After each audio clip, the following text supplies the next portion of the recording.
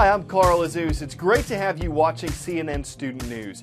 This Tuesday, we're starting in Ukraine, a very unstable country. Some Ukrainians want closer ties to Russia. Others want to align themselves with Western Europe. The crisis is getting worse. Protesters aligned with Russia have taken over Ukrainian government buildings in certain cities. Ukraine's government set deadlines for those demonstrators to leave or to be forced out by Ukraine's armed forces. But these deadlines have passed without action by either side. Ukraine and its allies, including the U.S., blame Russia for stirring up instability.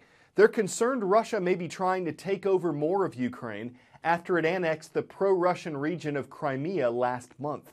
Russia accuses Ukraine of war against its own people and says it's the West that will determine whether civil war in Ukraine is avoided.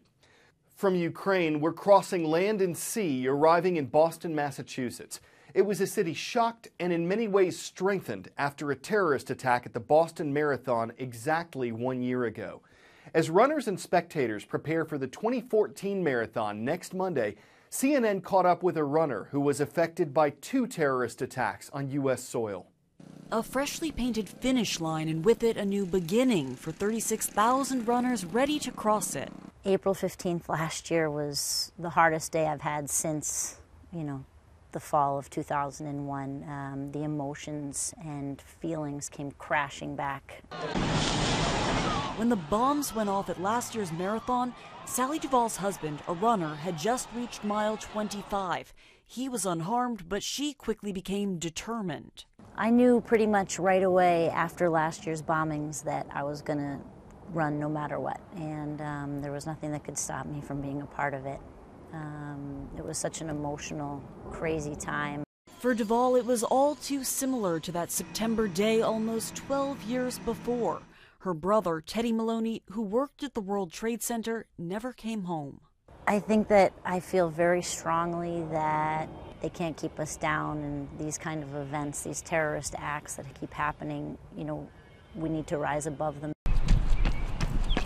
This year, running the Boston Marathon will still be a feat for the elite, but also a job for runners with unfinished business and an opportunity for anyone who saw the devastation and wants to help heal the heartbreak. This being my first marathon, I'm really thinking I'm overwhelmed at times, but then I say I have to practice what I preach, so I'm healing myself. Joanne Pomodoro is a clinical social worker at Massachusetts General Hospital and a first-time marathoner.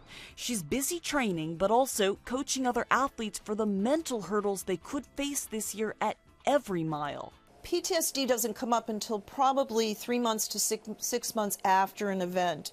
And many times if people don't work on what the issue is, then they may re-experience it. So not being at the course, not training again on the course, and then all of that might become a flooding experience with too many emotions. Putting one foot in front of the other, Duvall has spent years learning how to move forward in the face of devastating loss. This year, she may help show others the way. I think that you just have to stick with your routine and breathe in and breathe out every day, and the anniversary will come and be very, very emotional, but you move through it and feel a sense of relief as you get past that day. Ladies and gentlemen, start your engines. Today's CNN Student News roll call is revving up in Dearborn, Michigan with the Thunderbirds of Edsel Ford High School. From there, we're rolling east. At NHS School Carlisle, we're saying hello to the Bulldogs in Carlisle, Pennsylvania. And in the Orange State, it's all about the Eagles. Parkland, Florida is where Stoneman Douglas High has made our roll. Today is Tax Day in America. It doesn't sound like a holiday, and it's not, for a good reason. It's the deadline for Americans to file their income taxes with the government. About 146 million people share this deadline. It can be extended if needed, but if Americans don't pay their taxes, they could get in trouble with the IRS at best. At worst, they could land in jail. The 16th Amendment gives the government the power to collect income taxes. And here's what it does with them. Nearly a quarter of the revenue goes to Social Security, 22% to health and medical care programs, 19% funds national defense, and 12% is for safety net programs that help the poor. Veterans programs, interest on the national debt, research and education all factor in as well. Time for the shout out. What is an umbra? If you think you know it, shout it out. Is it a shadow, pigment, cover, or bird? You've got 3 seconds. Go.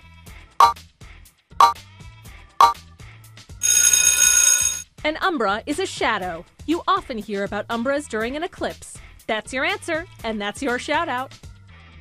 Such as the one people in North and South America were able to see last night. It's called a blood moon. That sounds kind of creepy. What happened is a total lunar eclipse. The Earth was between the sun and the moon, so the moon was in the Earth's umbra, or shadow.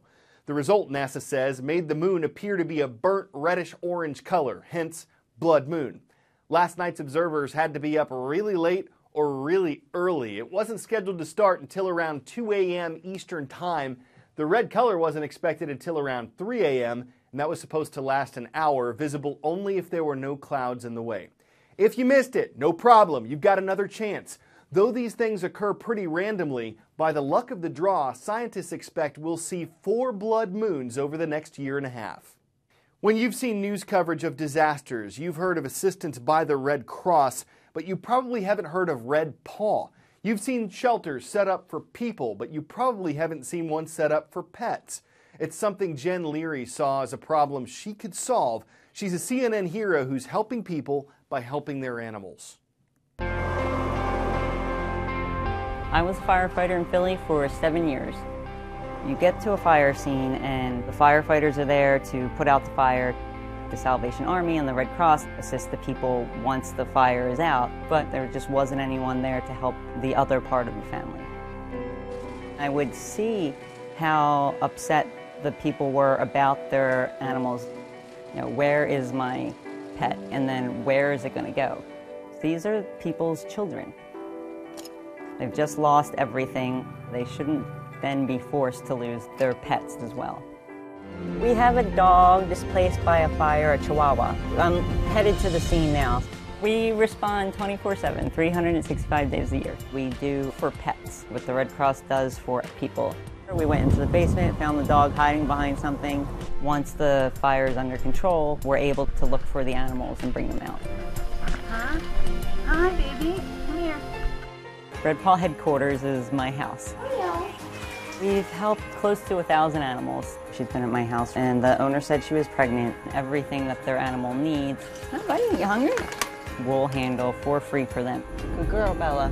When we reunite the families, it's a good thing. It's like this void has now been filled. Hey, chocolates!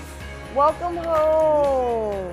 My hope is that it's a fresh start, that they can move forward together. Nina and Nana are home. After going through such a sad thing, it's so good to have a happy ending.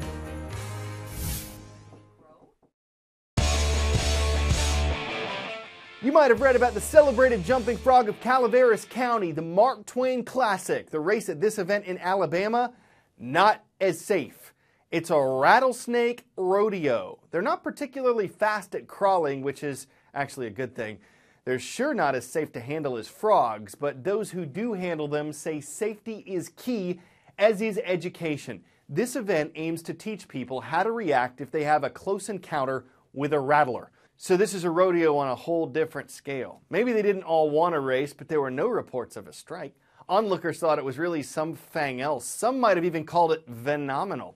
Now that we've left our crawling card, we'll slip away from now and hope to see you Wednesday for CNN Student News.